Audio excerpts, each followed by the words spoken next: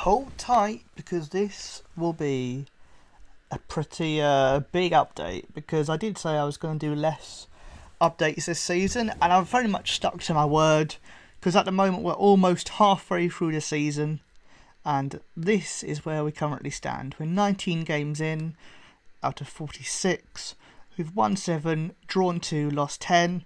We're 2 points outside the relegation zone. So I bet you're thinking, oh, Tom, that must mean that you sort of win one game, lose one game, win one game, lose one game. No, it's been absolutely flipping ridiculous.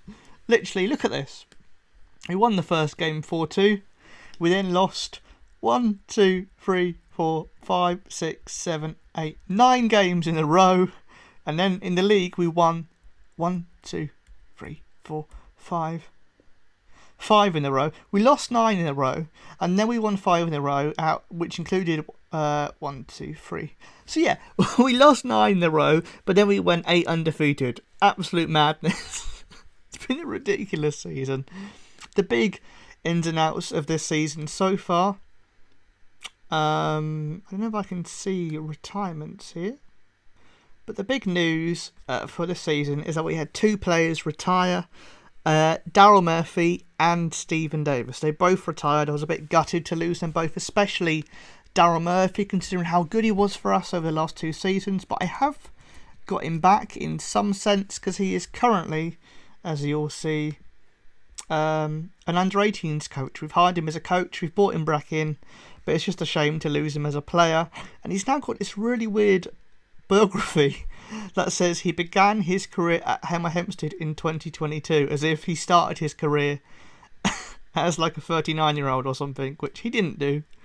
But so we've brought him back in as a coach, and yeah, it's been an up and down season.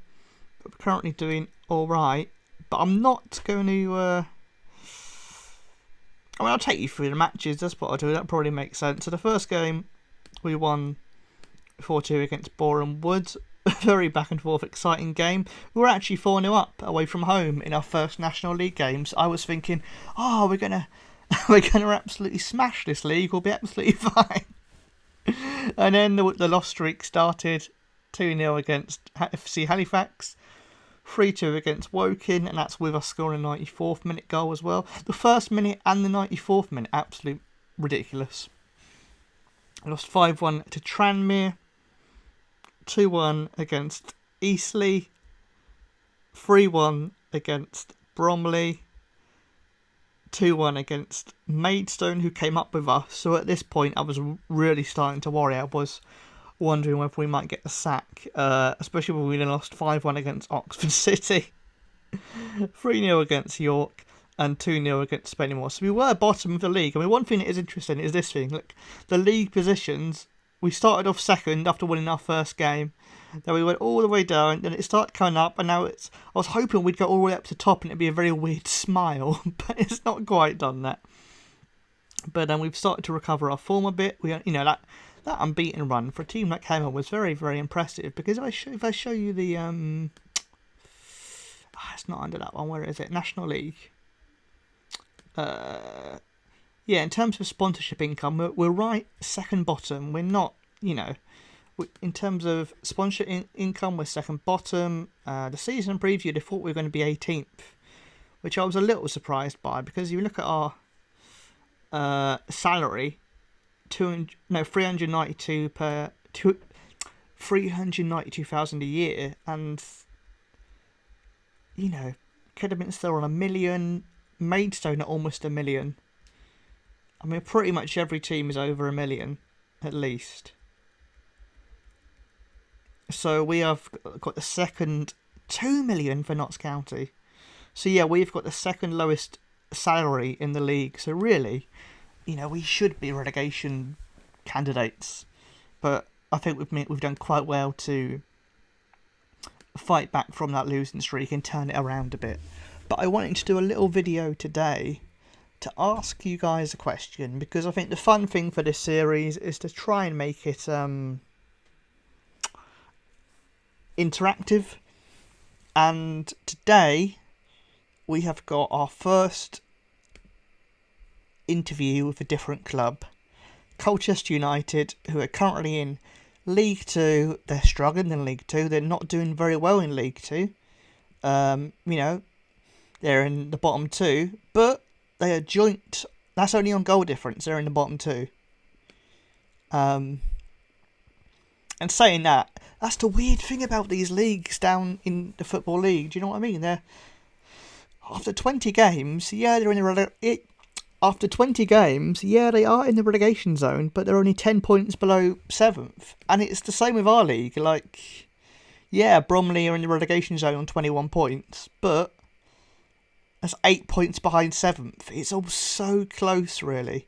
Unless you're running away with it at the top or right at the bottom, you can, like us, be bottom for a number of weeks and still climb back out of it. A few good results, and we'd maybe be talking about the playoffs. Hemel are 2 wins off the playoffs, effectively.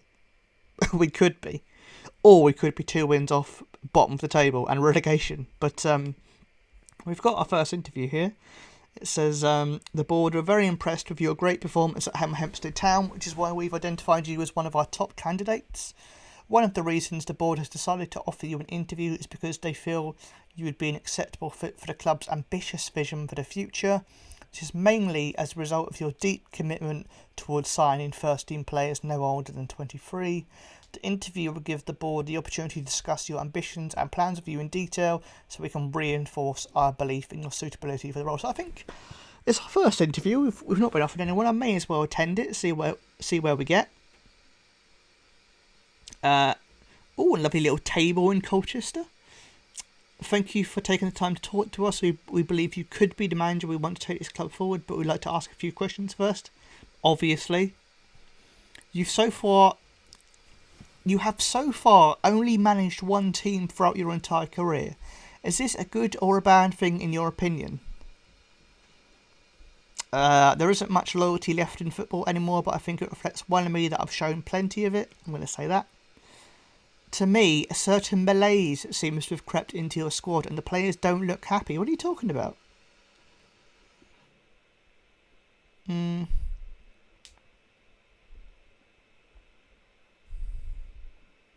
Unless the players are lying to me, I don't think things are as bad as they are. No, they're not. We're very happy. Are you able to ease our worries about your apparent failure to cultivate a strong... They always say this, man. Every single time you go for an interview in Football Manager, they always go, your dressing room aren't happy. It's ridiculous. How can I disagree and call you a fool? That happened a long time ago, I'm going to say, because I didn't know what you're on about, mate, so I'm going to just say that. Are you willing to assure us that you do a better job of maintaining a good... Yes, I would do. Yes, they'd be a good atmosphere. I'd buy them all ice creams if they win. We need a manager who can work with limited resources. Have you seen Hemel's budget? Yes, obviously. I'll do the right thing with your money. Can you tell us why you're the right candidate for a team fighting relegation? I like to consider myself a strong motivator. When times are hard, it's important to keep spirits high. I like this one. I'm almost offended that you even needed to ask that. So tempted, but I will say that one. Can you tell us what changes we'd like to make to the size of the backroom team? I've not even seen the size of your backroom team. I'd rather wait until I'm able to appraise them in a working environment. That makes sense. We understand the importance of having the right backroom team in place when a manager moves to a new club, so willing to allow you to request any changes you'd like to make to the current backroom team. Isn't that what you've just asked me? Oh no, what sort of budget would you need? I'd require a small budget to make some modifications, let's say that. Their long-term vision, they're basically similar to Hemel. They want to sign players under 23, but they also say develop players using the club's youth system. Now, Hemel's not got a youth system because they're rubbish. They're a proper non-league side. They don't have a youth academy. They don't have anything like that. So, do not sign players over the age of 30. I mean, can I sign Daryl Murphy again somehow and go, no, he's over 40. It's fine. Let's bring him out of retirement in the Football League. Work within the wage budget, that's fine. I mean, all these things are very similar club to club. Become an established Sky Bet League 2 team, be competitive in the FA Cup, be competitive in the Papa John's Trophy. Yes, I will say if we win, we get free pizza, so we'll go for it. They want us to reach the League 2 playoffs at the end of, I believe that's next season, 25-26 in game. And then just continue to challenge for a playoff place for eternity, it seems. That all seems perfectly acceptable to me. If hard, we expect you to avoid being part of the relegation battle. If given the job, I'd be able to avoid it. Let's just say that. Keep it simple. Would a proposed transfer budget of 2.24... That's less than our transfer budget at Hemel, mate. What have you done to your finances? You're a football league team. What have you done?